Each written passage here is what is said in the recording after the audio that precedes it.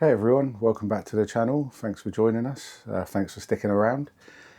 Only 7 days to go now until we pick up the new motorhome. I'm still not going to tell you what it is. I'll leave it as a surprise, and obviously we'll have a full tour in the first place that we go to.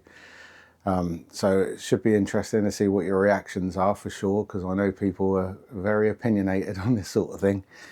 But yeah, there's a few different things that we're going to have on this one actually.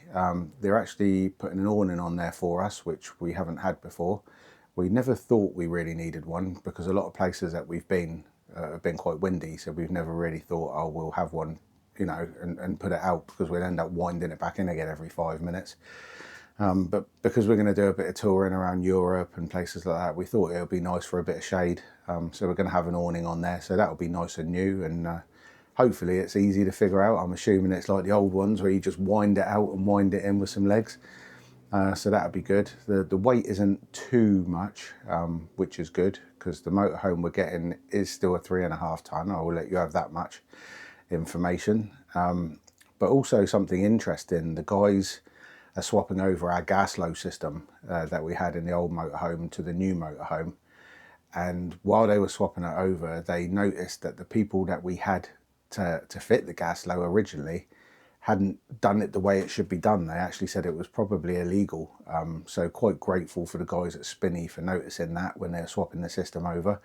The pipe that came from the gas bottles through the base of the cabinet into the bumper of the van, where the filler valve was for the adapter, firstly they actually went through the vent in the box, which is the gas vent. So if you have any gas leaks or anything, obviously that's quite important. So some of that was obstructed by the pipe, and you're not allowed to do that. So they're not doing that now on the new one. And also the pipe that went to the bumper was just a rubber hose, which is meant to be stainless steel apparently. So they're going to do it like that. So we're having it done properly, and we didn't even know it wasn't done properly before. So that's definitely something that's good to know.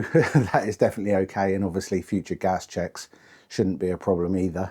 Another thing I wanted to ask the community about was insurance, motorhome insurance. When we took ours out initially back at the end of January for our motorhome, for our Bailey, the insurance was a pretty reasonable price. It was around £420. I think we went through someone like confused.com or someone like that, and we got quite a good deal because we had 6 months back to back EU cover, which normally, even if you can get like 3 or 6 months cover, you're still only covered for like 30 days at a time, whereas this would allow you to do it in a block and we were still covered, which was great. It wasn't so great when we had a smashed windscreen in Spain, because when we got to Lanzarote there wasn't any windscreen fitters there that were registered with the insurance. They wanted us to travel to Tenerife to get the windscreen fitted, which we weren't going to do. So we ended up just paying and buying our own windscreen, which was quite expensive. So it's good to have the insurance. Obviously it keeps you legal, but things can still go wrong. But now that we're changing the insurance from our old motorhome to our new motorhome, the same company, they've actually put the price up £128 to switch it over. So I'm thinking about going with a different company altogether. I'm going to get some quotes actually this evening to see if we can get it at a better price. But what are you paying for your motorhomes? I mean, fully comprehensive with 6-month European cover, around 400 quid I think is very reasonable. But when you start going up above £500, then it's starting to get on the dear side. So I'd like to know if you can pop down in the comments and let us know, what sort of prices you're paying, or whether you think sort of 548, is that too much, or was that a good price? Is that less than you're paying now? I think there are some offers you can get through the Caravan and Motorhome Club, so we'll probably look at that. But I did get a quote last time when we took out the insurance, and it was about £800 or £900. It was really expensive. I know they have loads of great optional extras that are included, actually not optional, but would be optional with other insurance companies. But it was just really dear. I've never paid that much for insurance, so I didn't want to do it at the time. And also another thing is breakdown cover. We've got European breakdown cover, but it only covers you for certain places, and it only covers certain things. It doesn't cover recovery to a garage. It's just roadside assistance and things like that. So I'm really interested to know if any of you have got some good breakdown cover that covers pretty much everything, who you're with firstly, and roughly how much it costs. If you don't want to tell anyone how much you're paying, then that's fine, but if you can give us some good examples or some recommendations, that would be brilliant, because I'd like to get covered properly to make sure that we're sorted out for any eventualities. Seeing as we did have problems, you know, we had gearbox problems when we were abroad, we had the engine management system had problems, and then we had the smashed windscreen. So insurance and breakdown cover is really important. We had both, but they both weren't really good enough. So yeah, if you could let me know, that would be fantastic. And also, where should we go? We're picking the van up next Friday, so 1 week today. You're seeing this Saturday, but it was filmed yesterday on Friday. So we're picking it up 1 week today. Is there any recommendations? We're based in the south, in Southampton. We don't want to go too far because our son still has a broken ankle, so we're going to be sort of back and forth, or if he needs some extra help that his siblings can't do, then we need to be able to come back. So maybe like an hour and a half away from Southampton. If there's anywhere you've been, anywhere interesting, or anywhere you'd like us to go so you can have a look, we're up for anything like that. So let us know. Any recommendations, anywhere you've been, anywhere you'd like to go, peace and quiet, good entertainment, anything like that, let us know. We're really keen to see, and we'll probably choose one and go there. So we've been very kindly sponsored for this video by a company called Latour, which are available on Amazon, I believe. I didn't actually check, which I probably should have done. I didn't check their actual website to see if they're independent or if they're just on Amazon, but they very kindly sponsored this video. They reached out to us, and the products that they have are things that actually do interest us. I've mentioned before that we get power cuts reasonably often in the area that we're in. They're very localized, but an absolute pain in the backside when they happen. And because of that, we got the EcoFlow solar system, the EcoFlow Ultra Max, which is like a lithium battery backup with solar panels that can kick in and power your home for a day or two when the power goes down, providing you're not using washing machine, tumble dryer, oven, you know, all at the same time. I think it's a 4 kilowatt hour battery pack or something like that. So we got one of those, and then we were looking at things like this, and the guy kindly reached out to us and said, would we be interested in them sponsoring a video? And I said, yes, absolutely, because it's definitely something that we would get. So I thought this time I would just unbox it and use it for the first time whilst on camera, because obviously if you guys are looking to buy something like this, then you'd like to see exactly how it comes out of the box, pretty much. I believe this particular item, this is the LED multifunctional lithium lamp. It's 3000 lumens, so it's quite bright. It's got rechargeable lithium batteries built into it. You can charge it through a Type-C charge cable, so you can use your phone cables.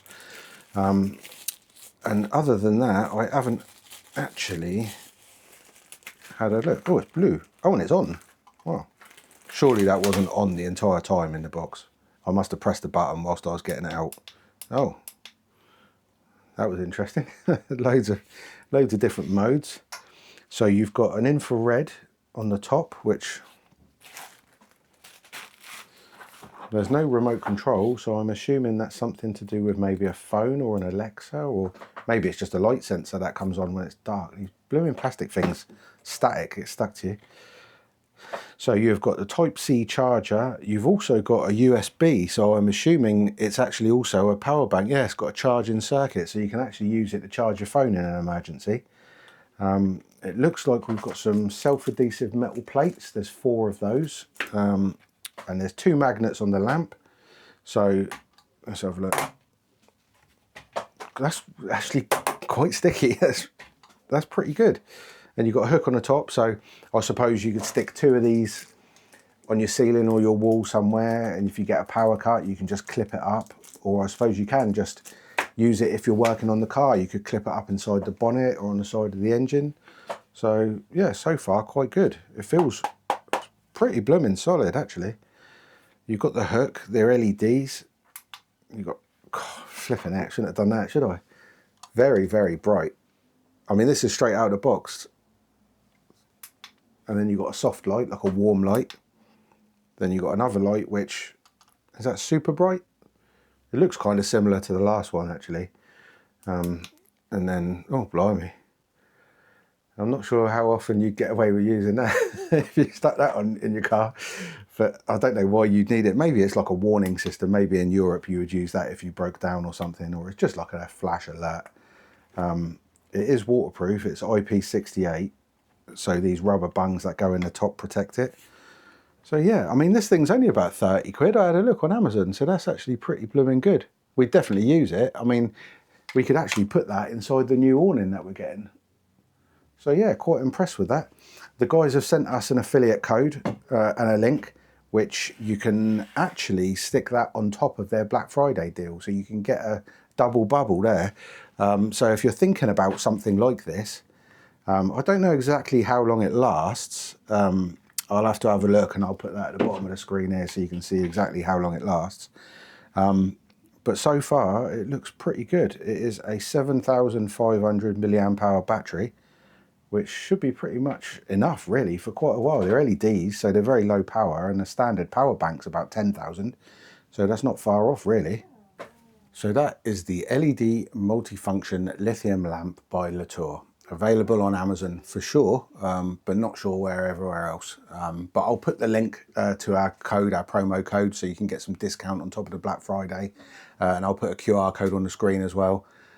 So you can go and take a look and check it out. They do have various other ones. They have those little sort of wired bulbs, you know, the ones with the hook so you can hang up inside a tent and all sorts of stuff. Oh, check them out. I mean, they're inexpensive and they seem good quality, and they seem to work well. So, you know, if you're looking for some bits and pieces, or if you haven't got a light in the garage at your back of your motorhome or in your caravan, that could be it. So yeah, thank you Latour, thanks for sponsoring the video, and also thanks for sending us a good product. And the final thing I was going to talk about, actually, now we're having this awning, we've seen online that you can get some awning tents, you know, like the removable sides. Some of them are clear plastic, some look like the old Dreamer awnings you'd get on your caravan, that sort of thing. Has anyone got them, or has anyone used them? They seem to be Velcro with straps around the top. It would definitely be useful to increase your living space in the summer, and obviously you can sort of wrap them up when it's hot, and then you can put them down in the winter when it's cold and use it as an extra outdoor space, like you would with your caravan really. But the price is, I mean, I've seen them, they're about 700-800 quid, which is quite dear for a few gazebo sides in effect, which is what they are. But has anyone got one, or has anyone actually used one? Is it just a gimmick, or are they actually useful? Because we don't want to get to a site and spend about 6 hours faffing around with this blimmin' sides that clip onto the awning, only to take them back down the next morning if we're moving on. You know, it's got to be something that's quite quick, quite easy, but also keeps the wind off you and keeps the heat in when it's cold. So if anyone has got any or used them, like I say, let me know in the comments, let us know. And if there's any accessories that you think we might need for the new motorhome as well. We've got quite a lot of things, you know, but any space-saving gadgets, any low wattage, low voltage gadgets, that sort of stuff. Anything that's a bit unusual, let us know and we'll check it out for sure. Maybe even make a video on it if it's interesting. But yeah, that's it for this week. So next week's video, we will be in the new van. We should be on a new site for the night, at least for one night, to test it out. We've got about 2 weeks between picking it up and when we're having the solar system fitted.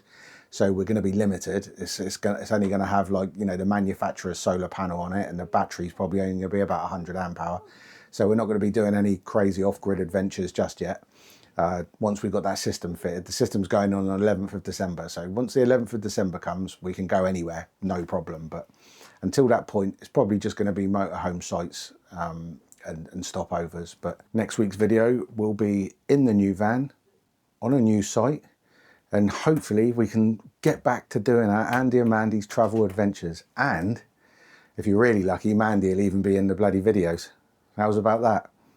So anyway, thanks very much for watching. Thanks for sticking with us. Please do like, subscribe, comment, share, check out the products. I mean, we don't advertise, we don't be sponsored by products we wouldn't use ourselves.